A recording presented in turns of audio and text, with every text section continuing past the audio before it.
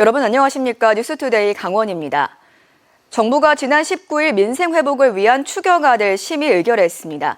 자영업자와 소상공인들의 빚을 일부 탕감하고 민생회복지원금을 소득에 따라 최대 50만 원까지 지급하기로 한 건데요. 지자체들도 실질적인 골목경제 대책을 가동해 지역 소비 진작에 나섰습니다. 임지은 기자입니다. 광주 북구에 위치한 우남시장. 장영자 씨가 이곳에 작은 팥죽 가게를 낸 건 3년 전입니다. 코로나 한복판에서 시작해 근근히 버텨왔지만 요즘은 하루 10만 원도 팔기가 빠듯합니다. 장사가 안 되니까 돈은 돈대로 들어가고 장사가 안 되니까 그 돈을 갚아야 되는데 이자하고 갚아야 되는데 그것을 못하니까 힘들죠. 코로나와 비상계엄의 여파로 늘어난 빚과 끊긴 소비 수요 탓에 골목 상권 상인들은 여전히 버거운 시간을 보내고 있습니다. 정부는 전 국민을 대상으로 민생회복지원금을 지급하고 소상공인들의 빚을 일부 탕감하겠다는 내용의 추경안을 결정했습니다. 국가 재정을 이제 사용할 때가 됐습니다. 지금은 너무 침체가 심해서 정부의 역할이 필요할 때라는 생각이 들어요. 광주시는 이에 한 발 앞서 실제 골목경제 회복에 도움이 되는 대응책을 내놨습니다. 이재명 정부의 첫 행정명령이 골목경제 살리기였던 만큼 지역에서도 소비 진작 계획을 우선 추진하고 있는 겁니다. 광주시는 시청의 각 실국과 공공기관을 지역 내 24개 전통시장, 196개 점포와 1대1로 연결해 한 달에 2번 이상 장을 보고 인근 식당을 이용하도록 했습니다. 경기 침체로 소비 심리가 위축이 됐는데 이제 이런 부분을 살리기 위해서 서로 좀 도와주기도 하고 저도 필요한 식료품이라든가 구매를 해야 되니까 이제 그런 부분 서로 윈윈이 될 것 같아요. 또 골목 상권의 접근성을 높이기 위해 점심시간으로만 한정됐던 주차 단속 유예 시간을 오후 7시 이후로까지 확대할 방침입니다. 5개 구 52개소에서 운영 중인 홀짝 주정차제도 점차 확대해 퇴근 시간대 소비 유입을 늘리겠다는 방침입니다. 단기 재정 투입을 넘어 행정이 소비로 이어지는 구조를 만들 수 있을지 상인들의 기대도 커지고 있습니다. 저는 도움이 된다고 봐요. 도는 거니까, 유입이 되는 거니까. 그런 게 아예 없다면 아예 제로인데 그래도 그렇게 이제 경제로 돌려준다면. 골목 상권을 다시 움직이게 할 실질적 효과가 나타날 수 있을지 주목됩니다. MBC 뉴스 임지은입니다. 국내 1호 람사르 습지 인제 대암산 용늪이 한시적으로 개방됐습니다. 우리나라에서 가장 높은 해발 1200m 고층 습원에서 자라는 용늪은 어떤 모습인지 이송미 기자가 전해드립니다. 짙은 안개 사이로 초록빛 습지가 펼쳐집니다. 해발 1280m 고지대에 위치한 인제 대암산 용늪입니다. 우리나라에서 유일한 고층 습원입니다.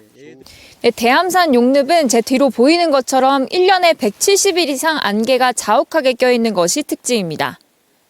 안개가 자주 끼고 영하의 날씨가 5달 이상 지속돼 식물이 잘 썩지 않습니다. 이 때문에 죽은 식물이 그대로 쌓인 이탄층은 깊이가 1m가 넘습니다. 1mm의 이탄층이 쌓이는데 1년 정도가 걸리는데 용늪에는 수천 년의 식물 생태계가 그대로 보존되어 있는 셈입니다. 이런 생태적 가치를 인정받아 람사르 협약 국내 1호 습지로도 지정돼 있습니다. 물을 약간 담을 수 있는 약간 접시 같은 그런 지형을 형성하고 있기 때문에 습지가 발달할 수 있는 그런 조건을 갖추고 있습니다. 이 시기만 되면 습지에는 평소 쉽게 볼 수 없는 희귀 생물도 가득합니다. 멸종위기 야생생물인 참기생꽃과 조름나물꽃, 여름이 시작되는 6월부터 한 달 정도만 볼 수 있습니다.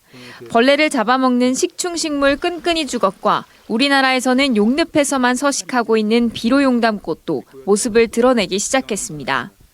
저런 사약, 저런 꽃이라든지 그다음에 또 아무튼 여러 가지가 다 특이했던 것 같아요. 다른 데서는 보기가 힘들잖아요.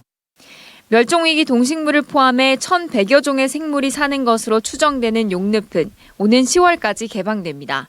MBC 뉴스 이송미입니다. 강원FC에서 영국 토트넘으로 팀을 옮긴 양민혁 선수가 시즌을 마치고 강원도를 다시 찾았습니다. 양민혁 선수는 동료 선수들과 팬들을 만나 인사했고 강원FC는 큰 득점차로 이기면서 화답했습니다. 조규환 기자가 전해드립니다. 이번 시즌 강원FC의 강릉 첫 홈경기가 열린 강릉 하이원 아레나. 축구 팬들이 경기장 입구에 줄지어 서 있습니다. 프리미어리그 토트넘의 양민혁 선수가 반년 만에 축구 팬들과 반가운 만남을 가졌습니다. 강릉에서 3년 동안 있으면서 너무 다시 돌아오니까 집 같은 편안함을 느껴서 좋은 것 같고 또 팬분들을 볼 수 있어서 좋고. 양민혁은 프리미어리그 진출 이후 토트넘에서 2부 리그로 임대돼 첫 시즌이 쉽지 않았지만 개인적으로 만족한다고 밝혔습니다. 유럽 선수들보다 신체적인 차이와 스피드에서 부족함이 있지만 이런 점을 보완하면 충분히 해낼 수 있다는 자신감도 내비쳤습니다. 앞으로 토트넘의 아시아 투어 참가와 월드컵 대표 발탁에도 의지를 드러냈습니다. 양민혁 선수는 또 멀리서 강원FC의 아시아 챔피언스 리그 선전을 응원하겠다고 말했습니다. 저희가 힘들게 만들어낸 자리이기 때문에 또 나라를 대표해서 저희 강원FC가 가서 좋은 성적을 냈으면 좋겠습니다. 강원도와 강릉시는 도민 구단을 빛낸 양민혁 선수에게 공로패와 명예시민증을 수여했습니다. 축구 팬들도 다가오는 시즌 양민혁 선수의 활약을 크게 응원했습니다. 양민혁 선수 기운을 받아서 강원FC도 더 승승장구하고 그리고 이 기운 이어받아서 AFC에서도 좋은 성적 받았으면 좋겠습니다. 강릉 첫 홈경기에선 강원FC가 대구를 3대0으로 완파했습니다. 활발한 공격력을 토대로 5경기 만에 승점 3점을 챙긴 강원FC는 후반기 중상위권 도약을 다짐했습니다. 다득점했다는 부분에서는 자신감을 가질만 하고요. 이제 앞으로 다양한 패턴으로 인해서 득점을 더 많은 경기를 그리고 실점을 하지 않는 경기를 하도록 더 준비 많이 하겠습니다. 강원FC는 다가오는 28일 수원FC와 원정 경기를 벌이고 7월 19일 다시 강릉으로 돌아와 대전과 홈경기를 갖습니다. MBC 뉴스 조기환입니다.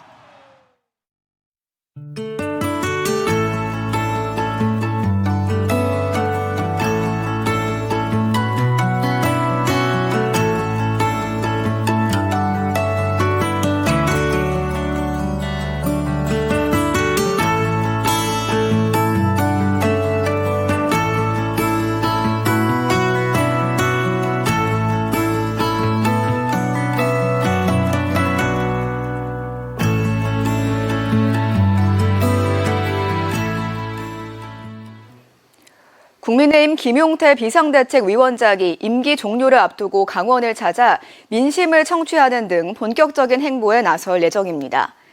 김 위원장은 오늘 오후 강원도청을 방문해 김진태 지사와 면담을 갖고 기자간담회와 국민의힘 도당간담회를 가질 예정입니다.